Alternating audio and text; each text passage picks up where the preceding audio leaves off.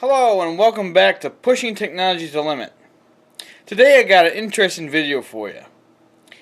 Yesterday I was working on a piece of equipment, one of my older computers, and actually I have to give you a little bit of history on it. It was one of the second computers that I bought in the early years of buying computers. This is a Dell Dimension 3000. Now, it's been in use for a good long time, and just one day, it just out of the blue just stopped working. And I tried to fix it, couldn't get it to work, so I put it away. Just stuffed it in the closet and left it there for a while.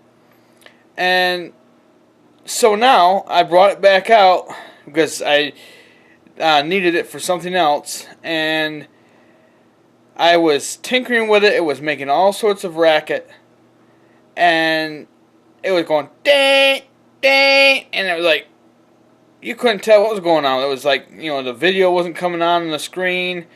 It did say Dell at one point. Well, to make a long story short, I pulled everything apart. So I took it right down to bare metal, right down to the motherboard. Still was beeping. So there was no hard drive, no CD-ROM, and it still was acting weird. It was still making that beeping noise. Well, there was one part, or parts, I didn't check. It was the RAM.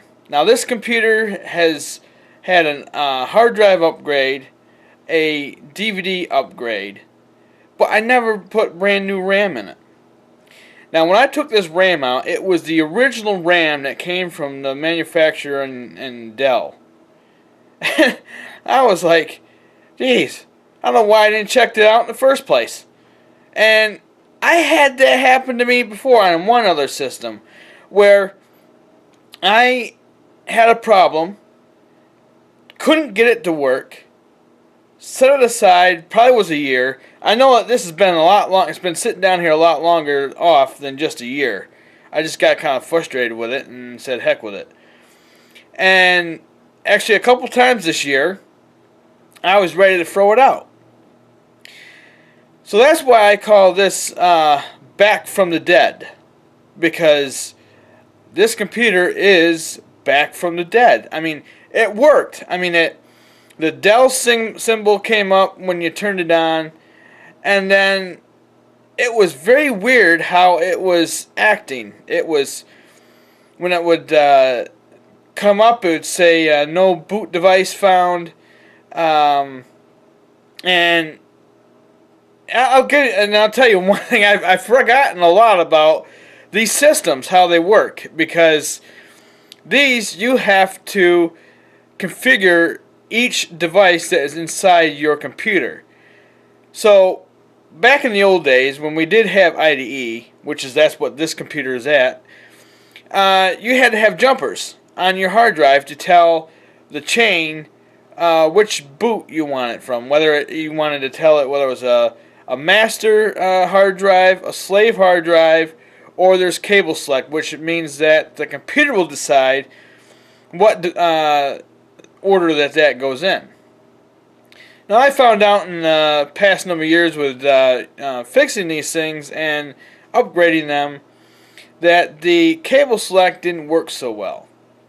That I had to put everything on master and slave on the either on the hard drive or the CD or DVD drive, and then that works.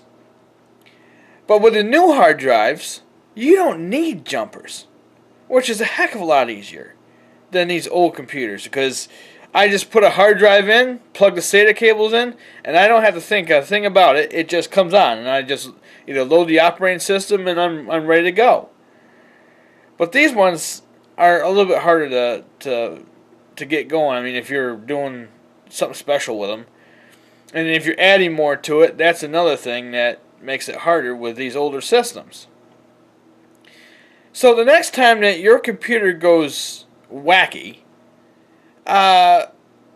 check all the parts, take it down to the bare metal. And what I mean by bare metal is that you remove the hard drive, you remove the CD-ROM drives, the CD burners, or their DVD burners.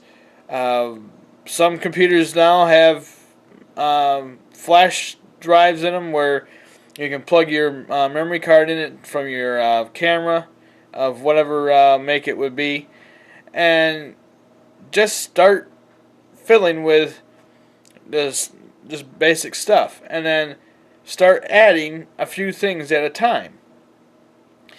So that other computer I had is another Dell. I don't remember what was wrong with it. I actually, as I'm making this video, it's offline because I'm having some weird issues with it again, and I'm almost thinking that it may be the RAM. And that's what was wrong with this computer. It was the RAM, and it was original RAM. And how can I tell that it's original RAM? By looking at the part numbers. It's Crucial, which is the brand, and that was what they were putting in the Dell systems at that time. And I never really liked anything else but the PNY brand RAM.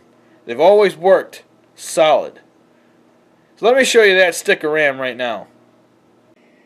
Now if I had a way to enhance this so you could actually see the text, the very small text, it doesn't even tell you what the part is. I mean, like, there's several different RAMs out there now. There's DDR2, DDR3, and I think even the older ones are like DDR1.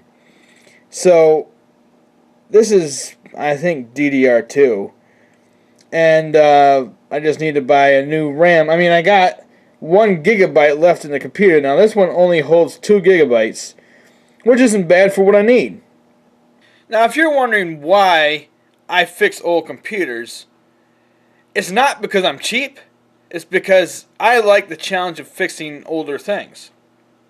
And just because it's older and slower doesn't mean that it will not work.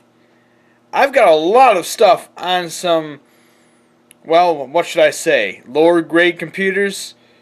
Well, because there's several different grades of computers. There's entry-level computers, there's midway computers, and then there's high-performance computers, which is your multimedia editing systems. Now this is probably the middle-of-the-road editing system, and it does a very well job of editing videos. It's quite loud, and it's before they really had the quiet fan technology like they have now, but it's a halfway decent system even though it's old. And I've got laptops and different things that are actually running, and they're dog old and they're dog slow, but they work great. And there's nothing wrong with using something old, as long as you're just going to use it for like some services. Like for an example, on my network that I have, I've got a bunch of these things.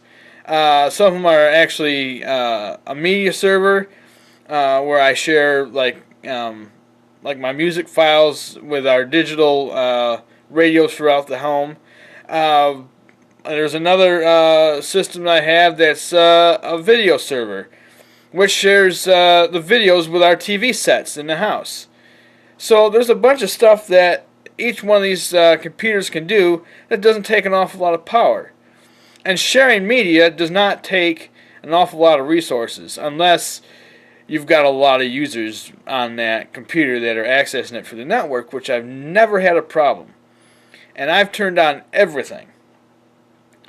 So the next time before you say, "Ah, oh, damn, my computer's broke and I gotta get a new one," just start looking at the parts inside. If you are capable of fixing your computer, it's not hard to fix.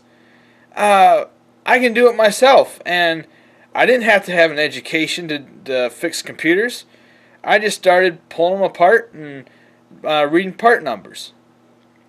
So just don't get discouraged. And like I said, sometimes it's taken me a while to figure out what the heck is wrong with the thing, and a lot of times it's just a part you can fix. Now, if like say for example, uh, one computer I fixed for somebody. Well, I didn't even get it fixed because the thing wouldn't even boot up.